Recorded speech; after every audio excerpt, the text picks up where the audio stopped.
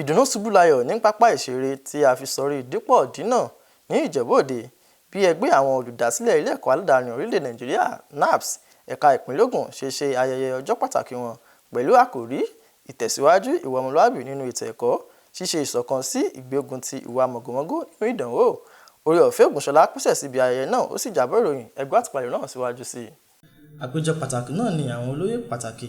pẹ̀lú àlejò oríṣiríṣi tó fi mọ́ Kọmíṣánná Ètò Ẹ̀kọ́, Sáyẹ́ǹsì àti Ìmọ̀ Ẹ̀rọ ní ìpínlẹ̀ Ògùn Ọ̀jọ̀gbọ́n Àbáyọ̀mí Arígbábù àti Ọba Aláyélúwà Adéyẹmí Òdùbẹ́nà Fẹ̀sọ̀gbádébọ̀ Kínní Lípa Múlípà Ìjẹ̀bú. Àkòrí àpéjọ náà ni ìtẹ̀síwájú ìwà ọmọlúàbí nínú ètò ẹ̀kọ́, ṣíṣe ìṣọ̀kan sí ìgbógun ti ìwà mọ̀gòmọ́gó nínú ìdánwò, níbi tí àwọn alẹ́nulọ́rọ̀ rọ àwọn ẹgbẹ́ olùdásílẹ̀ ilé ẹ̀kọ́ aládàáni láti ṣiṣẹ́ pọ̀ pẹ̀lú ìjọba ní gbogbo ìpele àti láti dá ìwà búburú náà dúró. Bákan náà, Kọmíṣánná ọlọ́pàá ìpínlẹ̀ Ògùn tí ọ̀gá agbègbè ọlọ́pàá Ìjẹ̀bú-Òde Yusuf Wasiu ṣojú fún sọ̀rọ̀ nípa àwọn ìmọ̀ràn ààbò tó yẹ kí wọ́n ṣàmúlò nígbà tí Ọba Aláyé Adéyẹmí Abíọ́dún Fẹ̀sọ̀gbádébọ̀ Kínní Lípa Múlípà fi ìmọ̀ràn ọlọ́gbọ́n àti àdúrà àtàtà fún gbogbo ènìyàn. Kọmíṣánná pólísì sọ fún àwọn tí wọ́n dá iléèwé sílẹ̀ pé kán jẹ́ kí ètò ààbò kó nípọn, kán túbọ̀ ṣe àwọn nǹkan tó lè dáàbò bo àwọn ara wọn fún ara wọn, àwọn olùkọ́ àti àwọn akẹ́kọ̀ọ́ ní gbogbo iléèwé tó ń gbà dá sílẹ̀.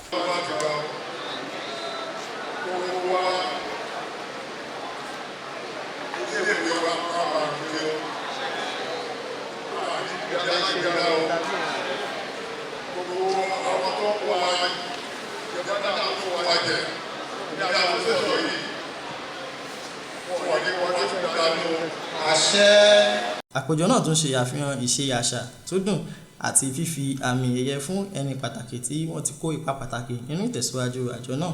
Nígbà tí wọ́n bá àwọn oníròyìn sọ̀rọ̀, ààrẹ ẹgbẹ́ olùdásílẹ̀ ilé ẹ̀kọ́ aládàáni ti ìpínlẹ̀ Ògùn Ọ̀túnba Òṣìbẹ́lúwò Joshua, alága ẹgbẹ́ olùdásílẹ̀ ilé ẹ̀kọ́ aládàáni ti ìjọba ìbílẹ̀ Ìjẹ̀bú-Òde Olùṣọ́-àgùntàn Òkúnsànyà Olúṣọjí àti ẹgbẹ́ àwọn àgbààgbà aṣáájú Dókítà Mike Olúníyì fi ayọ̀ àti ìdùnnú hàn lórí bí ètò náà ṣe ṣàṣeyọrí tí wọ́n sì tún rọ àwọn ọmọ ẹgbẹ́ láti máa ṣiṣẹ́ pọ̀ ní ìṣọ̀kan àti mímú òfin àjọ náà lò.